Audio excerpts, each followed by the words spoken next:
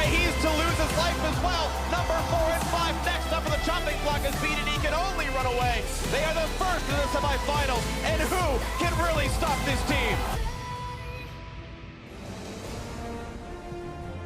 Welcome everyone to Worlds Tonight, live from Guangzhou after first day of quarterfinals. I am joined here by Papasmithy as well as Deficio, and I have to say this is quite interesting because you guys haven't talked to each other yet. You were on the caster desk, you were on the analyst desk after what transpired today. So try and keep it, not too long, but I think there's a lot you guys have to say about today's matches. There's always the off-air, but the result, I mean, that's the first thing, right? This was the one no one saw coming. Exactly, no one saw it coming. Let's pull up the bracket. We had that Longzhu versus Samsung matchup, and most people thought that this would be an easy match for Longzhu, a convincing match for Longzhu, I should say, even though we hadn't lost faith in Samsung at all. But this level of blowout, Deficio, I don't think a lot of people had expected that. No one. I mean, based on all the evidence we have from summer split, from group stages, you cannot predict a 3-0 stump in favor of Samsung.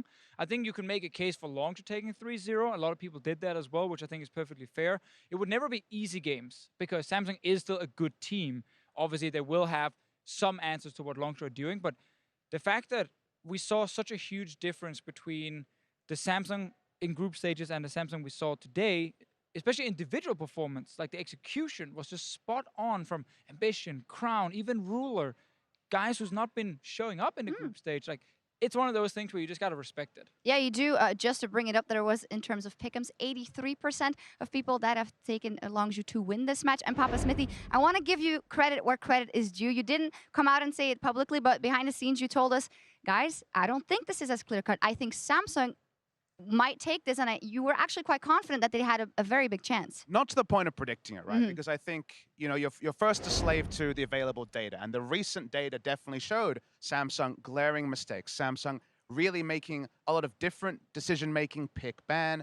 The group stage was not great for Samsung Galaxy, but then you think about Longzhu, it was a convincing 6-0. They had one game against the Gigabyte Marines, the biggest comeback so far in this tournament, but otherwise it was one-sided. But Samsung has that intangible. I think they have experience. We know they have a big experience advantage over the enemy team, but their preparation, when they're given a bit of time, when they really have a goal to focus for, they can just come in over-prepared. And I mentioned on the cast, I had about 5 bullet points where I was like, if Samsung doesn't want to get run over, so not necessarily how Samsung win, but how Samsung actually go competitive, they need to do this and this and this, and they actually checked off almost all of them in this display. And that's, I'm not going to cut you off. I just want to dive straight into game one and what we saw from them there. That was so good. Deficio also had an interview with the guys, and I believe Cuvée was who said, well, we trained very hard on team fights. That was one of the things that was our big focus coming in, and I think that definitely showed straight from the get-go. Yeah, because in game one, like, this was the closest of the 3 games. It was actually pretty heavily in Longzhu's favor after the early game, where the Malzahar pick didn't work at all in the laning phase because you got counterpicked by Syndra. But then we get these team fights where we start seeing basically Samsung outplay Longzhu, and Longzhu makes some mistakes I don't feel like we have seen so far in this tournament, especially BDD took his entire advantage and threw it in the trash can. And I think it's interesting that Cuvée really focused on team fighting was our way to win, because a lot of teams didn't even get to the team fighting phase against Longzhu Gaming, specifically in LCK, but also at Worlds. They're a very good proactive team playing around vision. When they can set the tempo, they are outstanding, but they got to the team fighting phase because they really tightened up their early game, their vision control, Ambition invading for vision. They were the ones setting basically the speed of every game we saw here. And yes, when it got to the team fights, they also looked great at that. And also, I just want to, in general, highlight how important mid lane priority is for both teams, especially for Longzhu in their way of playing is so often to have push in mid, and then you have BDD who can go to top lane and play around Khan if he's on a big carry, or even go bot lane if necessary. We've seen that doing Worlds a few times because it's an ardent sense of meta. This series, after early laning phase in game one, the Malzahar pick actually took control. There was no QSSs other than on the AD carry on the side of Longzhu. They could never push forward in mid and phase check. So suddenly Crown and the rest of Samsung controlled mid. Game 2 and 3, Crown basically controlled mid the entire game long. And they were so key because BDD had a really rough series. And he was one of those players who we were really hyped about going into this quarterfinal. Well, yes, I mean, it feels bad to call out the different people, but we are in a Worlds quarterfinal. There were question marks even before the group stage about some of the players on Longzhu, how would they perform? And it's unfortunate that it seems that today these players weren't able to perform. And it was kind of a multi-pronged thing, right? Sure, BDD had a down series. I think Cuz, for the first time, was a bit exposed. He was on Jarvan twice. We've all mentioned many times, Cuz is usually on Gragas or largely going to be more of a farm jungler, like a Kha'Zix, for example. And on the top, it's going to be Khan, who goes onto the Jarvan. But they relied on him for primary engage a lot. And primary engage, when you're behind, is either picture perfect or your enemy team will grow a lead. If you make the wrong initiation as a tank, mess it up, and on a rookie player in his first split, it's a lot to ask. Things kind of just exacerbate, and there was no kind of space for them to make mistakes, and then the mistakes started to come. And it went faster and faster. It accelerated from the side of Samsung. And as we take a look at Game 2, I think this is where we also praise Samsung and some of the individual performances. You mentioned Crown already, and I don't know if you guys completely agreed on how good his performance was, but I'd say in team fighting for sure, and also in lane, Crown had a great showing. I think this was one of the best Taliyah games I've seen, especially here on the world stage when you're playing these super important games. The fact that he's able to bounce back after dying to the first gank, also due to a Shen ulti that was very important, and obviously a Longzhu team who took a fight they shouldn't have grabbed.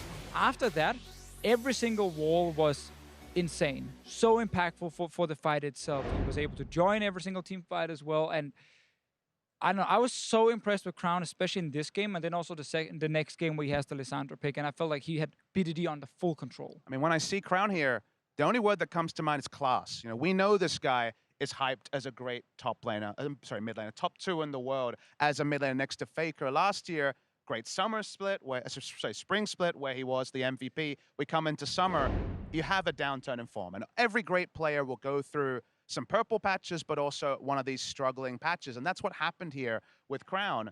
But this is the sort of series where you have to get up, otherwise you're eliminated. Your year is over. And he got up with aplomb. It was a very good performance from him in trying circumstances, whereas BDD, in his first World's Best of 5, left a lot to be desired. Well, in the only lane we haven't mentioned yet either, Ruler, together with Core JJ, up against Prey and Gorilla, notoriously the best bot lane probably in the world, or one of them. Remember, before this, we can't say that anymore. And how much of that was that the bot lane outplaying, or how much of that was that Samsung as a team becoming aligned? I think it was a lot the latter, honestly, because I think Prey and Gorilla, it was pretty much the same story. Jungler's never there. But if you think about it, who else wasn't there? Because the big story to me, and I think it was definitely on display in Game 3, is, again, it was usually BDD that was there with the Taliyah, with the Galio roaming bot lane. Even if the jungler's not there, they would often be in a 3v2 scenario, but they never got visits from the mid lane. The jungler predictably wasn't there either. And sure, did they lose the maximum? No, but they weren't really a pillar of the team because the team around them just wasn't getting anything done. Yeah, I think this was like almost impossible for Prey and Gorilla to do a whole lot in terms of 2v2 laning, because there was also Shen in 2 of the games who could always go down with ulti, and a jungler, Ambition, outplaying the enemy rookie jungler. So almost impossible in the laning phase. I do want to say that Prey in team fights disappointed me in this series. I know it's very easy now, they got 3-0'd, but especially in the first series on Xayah, where they need to win, they have no Ardent Sensor, they have this comp that they want to just like punish his Malzahar pick before he gets too strong as well. 2 fights in a row, no Xayah ulti being used at all. He gets CC'd, he dies. Okay, they don't get the advantage they're looking for. And later fights in the next few games as well.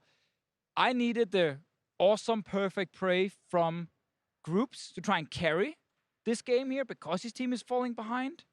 We didn't see it. It was almost impossible for him to do, but he could have definitely done more. Laning phase, I think it's hard to ask for much more. Oh, definitely is. But when it comes to those team fights, that's a very expensive off day, of course, because we went into Game 3, and the question was, will Longzhu be able to pull this back? And there was a glimmer of hope. You know, we had a composition that we liked a bit more out of them, but in the end, it feels like it was too far gone for Samsung because they pressed that go button and they didn't let up. It was interesting because Game 1 was Longzhu trying something on the blue side, the Thresh pick didn't work. Game 2, it felt like they were dictated to by the side of Samsung. In Game 3, they got what they wanted. They got the Taliyah. It looked like finally they were getting a Longzhu-esque comp, but Samsung didn't even need to show their counter strategy until a 2-0 lead had already started. Yeah, I mean, the fact that you spend these few days on finding a pick to one of the best champions in the game in Taliyah, again, shows good preparation. And that is what the really good teams in best of fives can do. Think back to SKT and Faker always having a new counter pick ready when it goes into BO5s, and you always feel like you can't blind pick the same champions against them. BDD and Longzhu felt the same thing right here, and obviously add the Shen on top of that.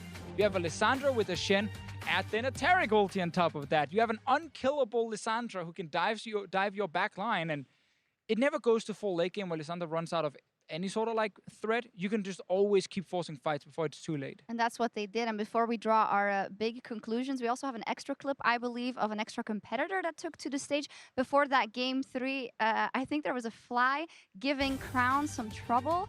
I don't know if we got to see this on the live stream. And yeah, it was all of a sudden 6 versus 5. But Longzhu fly. Longzhu fly. It was Spy brought in there. But in the end, Samsung make it, Longzhu don't. So the big question is, we were completely ready to call Longzhu the favorites who could upset possibly SKT or whoever makes it to the final.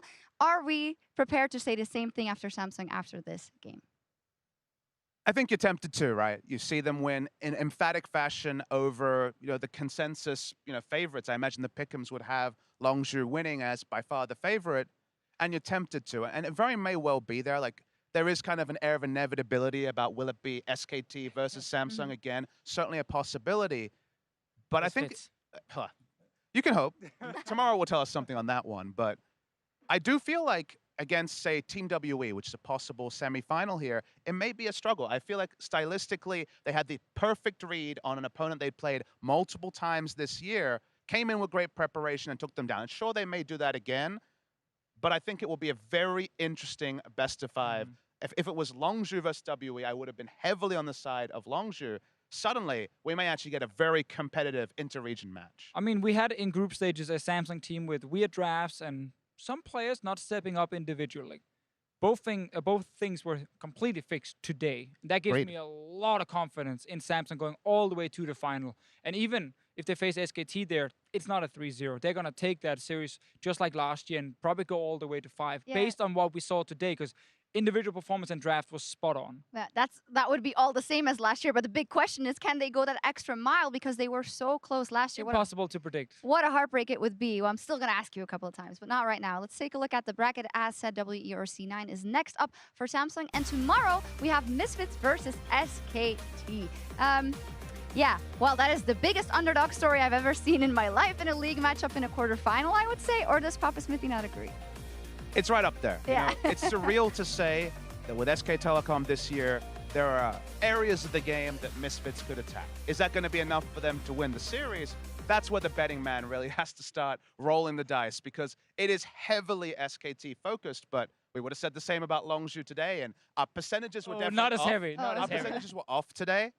Tomorrow, they're going to be much more one-sided than today, but I know the EU fans want to believe. I mean, and they should believe, especially in the whole Misfits story, in Misfits early game, the fact that these guys are actually looking forward to playing SKT. They said, yeah, we want that team. We can try and win early on. Can they close the games?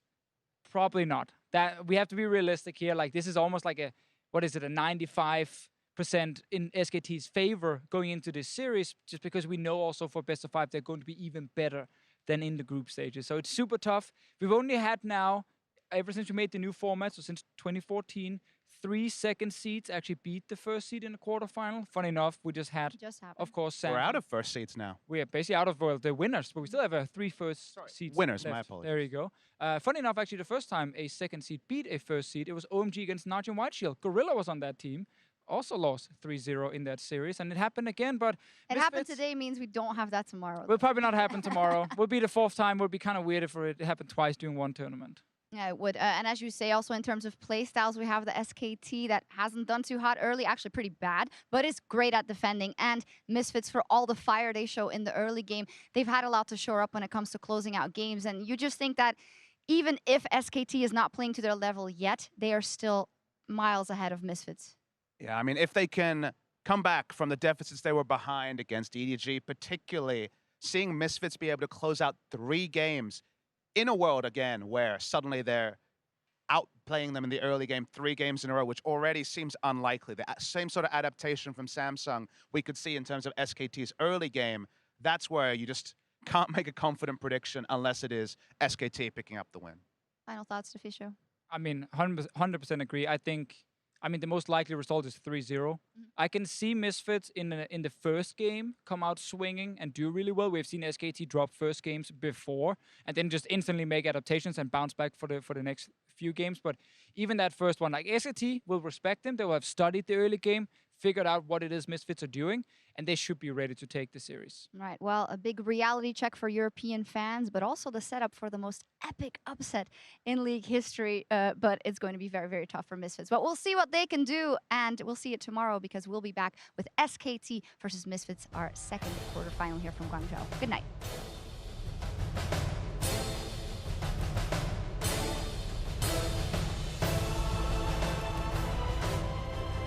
Welcome to Summoner's Rift, and ladies and gentlemen, quarterfinal 1 of the 2017 League of Legends World Championship starting right now. Something up his head in the mid lane. Flashes in. Oh! He knew the damage. BDD gets a solo kill the third time around, pushing Crown out of lane. One more attack will slay him. The passive gonna try to time out. Oh, what a vision! Charges him back for it.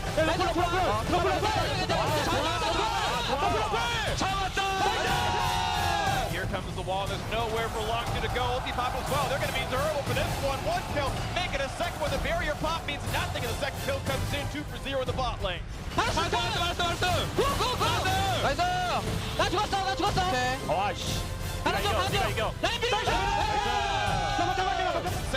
Galaxy will not be stopped. Crown. Perfect kill for the patient. A sub 30-minute game 2 win for Samsung Galaxy. Cuz gonna face stick into a vision. Settlement's gonna be 4 versus 1, and there's simply no way out. Explosive cast buys a second, but it doesn't matter. First blood for Crown.